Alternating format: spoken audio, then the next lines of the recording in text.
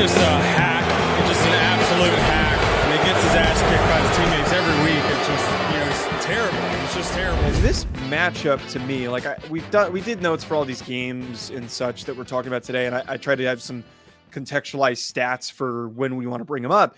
But honestly, I don't know if any of that means anything. Lane is going to come out in this game and pull all the stops. He is going to show up and do literally everything that he can do to win this football game. This is the Super Bowl for them because realistically speaking, they're out of winning the East. LSU is probably most likely going to win out unless Brian Kelly does Brian Kelly things and completely stumbles over himself. But this is their shot. Like, this is their shot to legitimately place themselves in a really good position for a big New Year's Six game. But most importantly, to get back at Nick Saban, who he clearly does not like. Anything can happen. And hell, the headline that I wrote down, I think is just the only way to describe this. Can Kiffin cuck Saban? That's what's going to happen. Is it going to happen this week? I don't think Kiffin likes seeing that he's 12-point dogs to Alabama. I don't think that he appreciates knowing that Alabama has been kind of whack this year and they've been a little soft on defense and they don't have that big playmaker on offense. And then you're still giving them 12 points over you. You're down 12 if you want to cover or push to start the game. Ole Miss is putting up 494 yards a game. Alabama's putting up 482. Typically, this defensive matchup for total yards allowed would be halved by Alabama. Kiffin and Ole Miss, not great here with a 378 per game. But Alabama, 303. I haven't seen that in a while from them. Yeah. Maybe I think if we take this look in, like, as you're taking it into what has been successful for both these teams, Ole Miss has a really good rushing attack.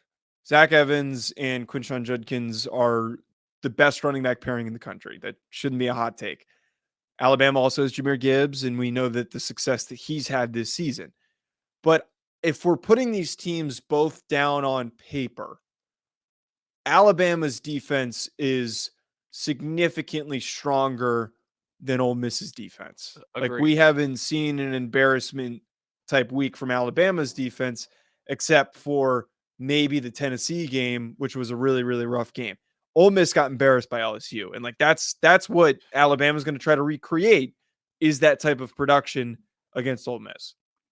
Here's the thing, that was at LSU also, though. They're home dogs, Ole Miss is. 12-point home dogs. They're in Mississippi. I know it's starting at 3:30. It's not a night game. It doesn't need to be, though.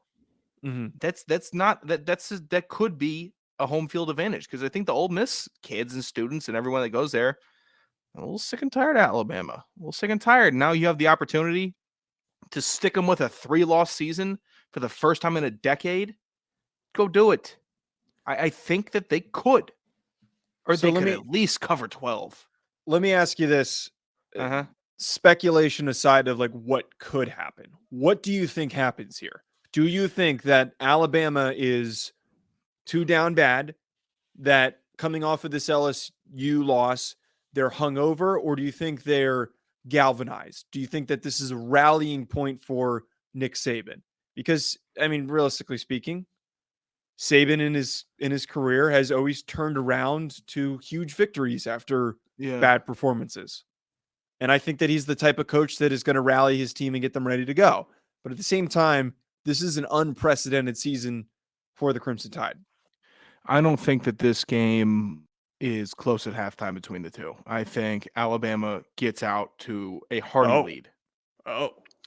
And then I think Alabama's going to play how they're going to play in this game regardless of home field advantage, all that stuff.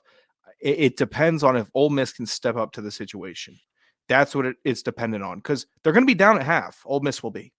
And is it going to be, okay, let's pack it up? Or is it going to be, hey, let's start coming back. Let's start scoring a little bit and try to get some momentum going on our side? Because Alabama doesn't face opposing momentum very well this season. They don't. Mm-hmm. Whereas years past, it's like, hey, we're Alabama. I don't care if you guys think you have the momentum. We're still a better team. I don't know if they genuinely think that way this year. Whereas Ole Miss, if they get some momentum, maybe they can drive that stake into the chest. I do not think it'll be close at halftime, though. It could be 24-7. First quarter, Alabama could have 2 scores pretty easily. I have significantly more confidence in Ole Miss, and this is one of the few games this whole season and this week, as I said earlier, where preceding performances are almost neutralized. They're taken out of the equation for predicting this game. I just really believe that Lane wants to win this one badly. I think that Alabama likely wins this football game, and this is going to be a win for Alabama. But based on the fact that they haven't been able to pull away from their more difficult matchups easily, this feels like a closer game for me, especially for the fact they haven't traveled well. They haven't traveled that well at all this season. And the 2 best examples are their 2 losses when they traveled to Neyland to play Tennessee and when they traveled to play LSU. Their inability and Texas. That's I always forget about the Texas game because it feels like it was a complete other season ago. But that's another really good example of a game that they probably would have lost if Quinn Ewers didn't get hurt in that game. So their inability to travel, their inability to get started quickly is very problematic. But I think it's realistically going to be a little bit closer because they're going to face. If this was at Bama, I think it'd be a completely different story. But give me a close victory for Alabama. I get so worried. I could lean close victory for Alabama. I get so worried about that second half for Ole Miss. I just do. Because I don't see them winning the first half. Just in my gut, it's not telling me that they're going to go out and set the tone. Alabama's going to set the tone in the first half. Are you going to crumble like you did versus LSU, or are you going to step up and get a win or make it close and competitive? God, Ole Miss pisses me off.